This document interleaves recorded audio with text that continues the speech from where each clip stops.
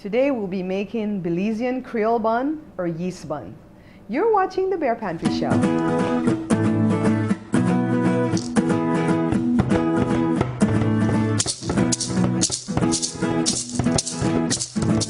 We start with 9 3/4 cups of all-purpose white flour, and that's actually like 2.5 pounds, okay? And we put it in a big old bowl. We're gonna add 1 3/4 cups of white sugar. And I'm not using brown sugar because I'm not making heavy bun, okay? This bun's gonna be very light and very light in color and light in texture. 4 teaspoons of baking powder, half a teaspoon of cinnamon, and you can put nutmeg too if you like, but I don't cook with that because I'm allergic. And we're gonna use some vanilla extract. And I have my yeast raised already in 1 cup of warm water with 1 teaspoon of sugar and 2 packages of yeast. And I'll show you the pack of that we use. And I want to show you how to measure the butter. Now, some people have asked me how to measure the butter when you're making the breads because some of their bread kind of cracks open on the top, and usually when your bread or your bun cracks open on the top is because you've put too much fat in it. And so here we have, this is just butter softened. It's not margarine, it's butter, okay? I have a 1/3 cup, and all I'm gonna do is load it up with this butter. I'm not packing it in, I'm just putting it in there, kind of loading it up. And I scrape back off the top, and that's a 1/3 cup, and that's all we're gonna need to put in this bun. Here I have our heated coconut milk. I heated it in the microwave for 1 minute, and we're gonna add it to our dough. To our 9 3/4 cups of flour, we're gonna add the sugar, 1 3/4 cups. It's a lot of sugar because this bun's gonna be sweet. We wanna add all the powder stuff first. We're gonna add 4 teaspoons of baking powder, and I know a lot of Belizeans don't cook their breads with baking powder, but I do because I want it soft. And let's add the cinnamon. And I don't put too much of this because I don't want this to be the overwhelming taste in the bun. And I'm gonna put a little bit of this extract, and I'm gonna measure it today so we can know. We're gonna put half a teaspoon of the extract. That's the first wet ingredient going in there. And then we're gonna add raisins to this bun today, okay? I don't usually put raisins in my bun because the kids don't really like it. So if you want every bun to have raisin, at this point you would add like a handful of raisins or a couple handful of raisins in here, but I'm gonna add it after we reknead it the second time. So let me get my butter before I forget to put this in. This is the all important ingredient. We don't want to forget to put this in at all. Then we're going to start first with the yeast. And you guys know, if for you that have my recipe book, when I say 1 cup of warm water, 1 teaspoon of sugar, and the 2 packages or 2 tablespoons of yeast, that's because that's how I want you to raise the yeast separately.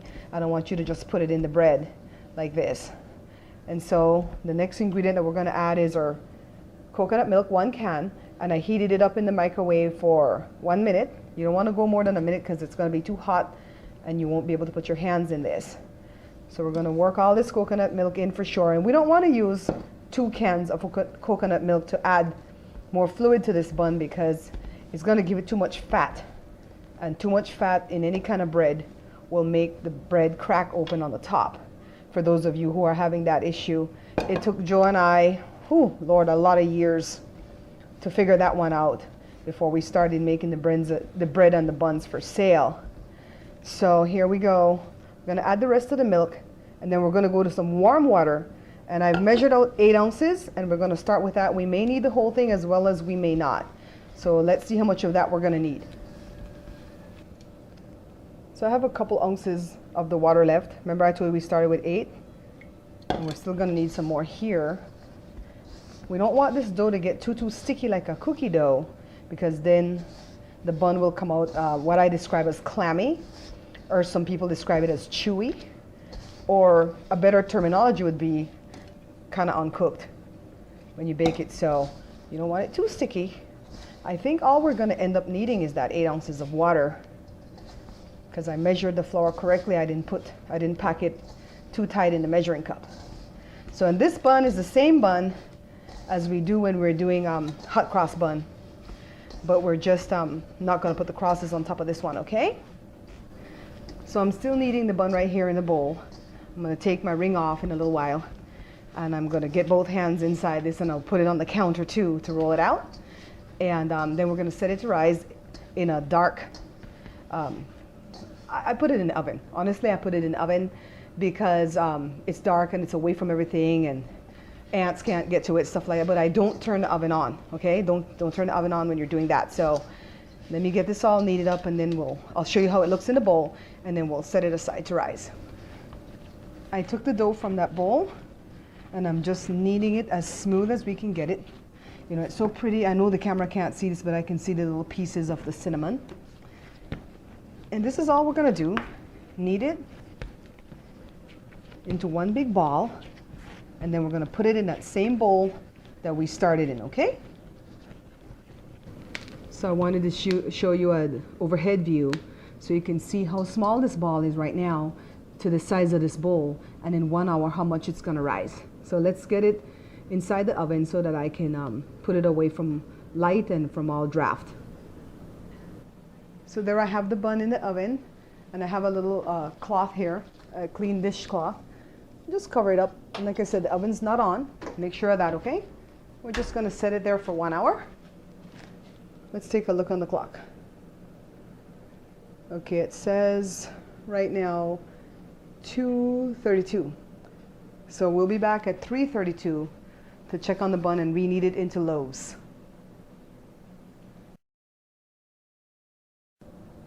See from the time that we started how much it's risen? Almost filling the top of this bowl, right? So let's get it out of the bowl onto the counter, and we're gonna cut it into loaves. So all we wanna do is re-knead it. You know, some people will say punch it down. You don't really have to do all of that. All you're basically doing is re-kneading. And if we do it the regular way, where our loaves are round, you're gonna get 5 servings out of this batch. So you would cut it like 1, 2, 3, 4, and 5. But what we wanna do today is make an actual loaf that will go in our loaf pan. So we're only gonna end up with 4 pieces, okay? So these 3 are gonna be round. This one's gonna be a loaf. So let's get this shaped into a loaf. So what I'm doing is using the rolling pin, and I'm just making it as wide as I need for it to go, and then I'm gonna shift this dough around. See, I don't even need a floured countertop because the dough is not sticky, because we did it with the perfect amount of liquid to match the dry ingredients. So this is just like we did with our Creole breads. Basically making this kind of long, because we're gonna roll this to form the loaf. This is all we do to form that loaf. You always want to kind of roll it to smooth things out.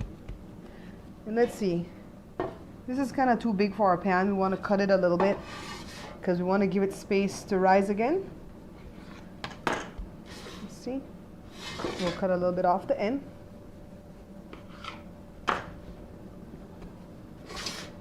Right, see, from there to there.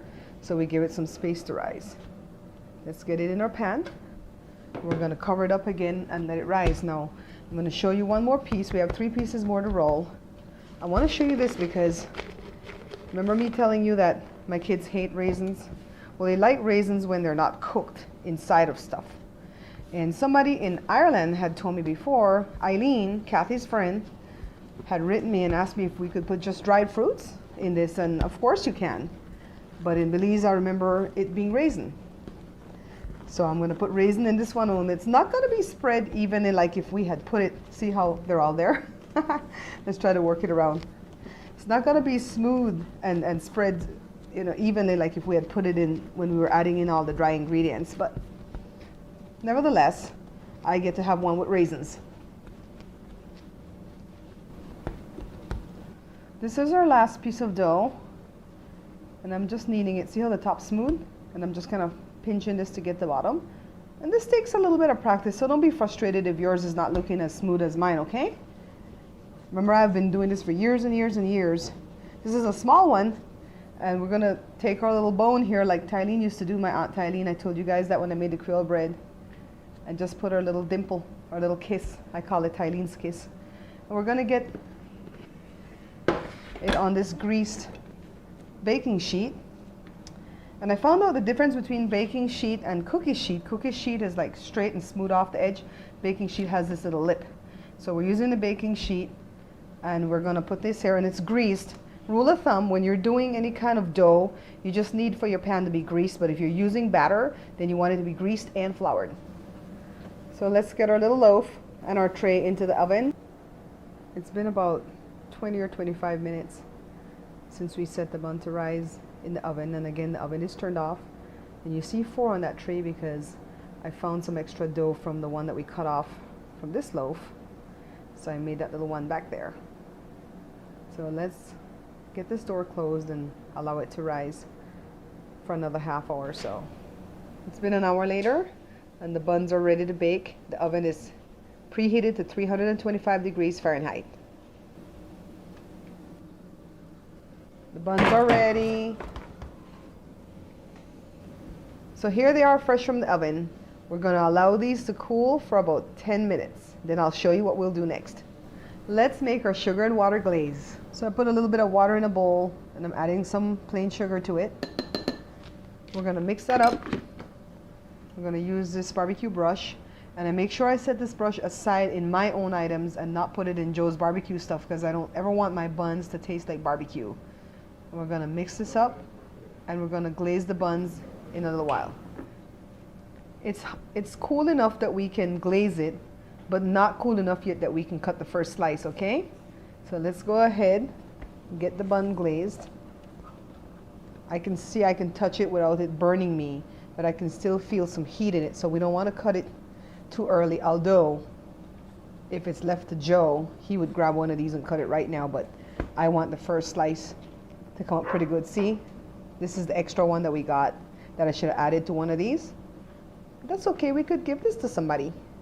You know, I'm always giving away a lot of the stuff that I cook because sometimes we get too many and we don't want it to go bad. And there's only so much you can do in the freezer. So I'm just gonna get these all glazed and then give me another 15 minutes. When it's cooled completely, I'll show you the first slice. Let's check out how the first slice looks. Okay, let's see the first cut. I've got Damien visiting today and he's just like waiting. Look. See how beautiful and light it is? And it's not clammy. You guys can see? It's not clammy on the inside, see? It's nice. Let's put this one aside and cut our raisin one. And like I told you before, the raisin's not going to be all scattered like if I put it in from the beginning. But at least this is mine and it has some raisins. Look. See? Look there. Isn't that pretty?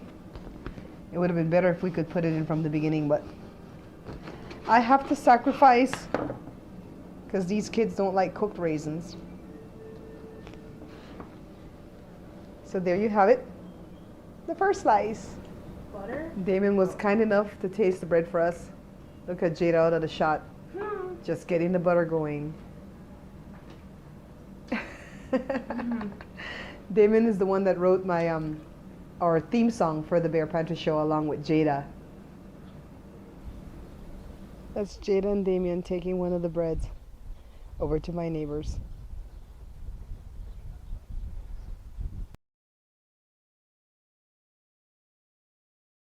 You notice that I got that extra one, right? In Belize, we call that brata. That's a little bit of Creole for you. Anyways, this bun came out wonderful. It's not what Belize people term as heavy bun. I really don't know how to make that kind, and I suppose it has to do something with brown sugar and maybe more butter, but I really don't know. If you put too much butter in this recipe that I've tried, your bun will crack on the top. So that's why some people have asked me, why did mine crack on the top? It has nothing to do with how many times you open the oven while it's cooking. It has absolutely nothing to do with that. It has to do with the amount of fat that you put into the recipe, which is the butter. And of course we get some fat too from the coconut milk. That's why we only put 1 can of coconut milk. I hope you try this. Don't let anybody tell you not to do it because it's too big of a venture. Even if you're a very new cook, with this video that I've made, I'm sure you'll be able to follow along and it'll come out perfect. Always remember to preheat the oven on 325 degrees Fahrenheit before you bake the bun, and bake it on that temperature all the way through.